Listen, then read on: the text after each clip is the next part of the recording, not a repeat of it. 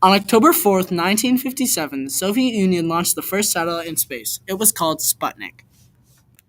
This is what started the space race between the US and the USSR. But this wasn't the first man made object in space. The V 2 rocket built in Germany was the world's first long range guided ballistic missile. The US and USSR captured a technology that was used in the V 2 rocket and used it to create their own rockets.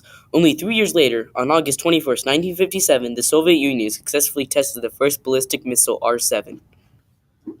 The R-7 rocket was the same rocket that launched Sputnik. The scary thing about Sputnik was not the satellite itself. It was the fact that the same technology could be used to send nuclear warheads to any city in America.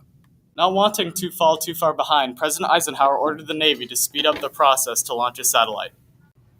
On December 6, 1957, people watched in awe as the Vanguard TV-3 satellite launched and crashed to the ground after 2 seconds in the air. Vanguard was a huge failure for the United States. Even the Soviet Union told them that they would need to receive foreign aid.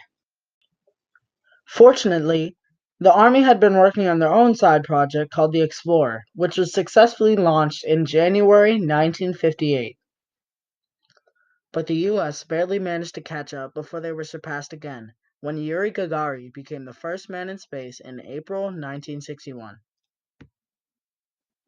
Many other Soviet astronauts completed their missions before Project Mercury completed its mission in making John Glenn the first American in orbit in February 1962.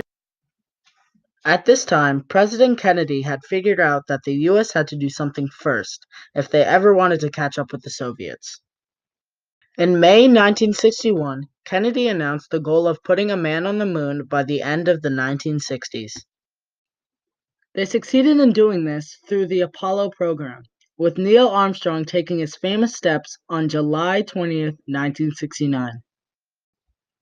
Now, with both countries focusing on orbital space stations, the relationship between Soviet Premier Leonid Brezhnev and President Nixon improved, and the US and the USSR moved toward cooperation. The success of the joint mission, known as Apollo-Soyuz, marked the end of the space race in 1975.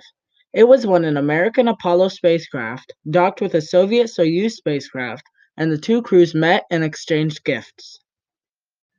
Many people think that the space race was a huge waste of time, that it was all about one country beating another. But it wasn't.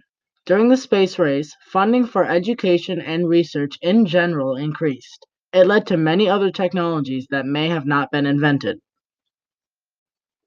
Many NASA technologies that were made for space are now used in our daily lives. They range from memory foam to freeze-dried foods and to LEDs used in many cancer treatments.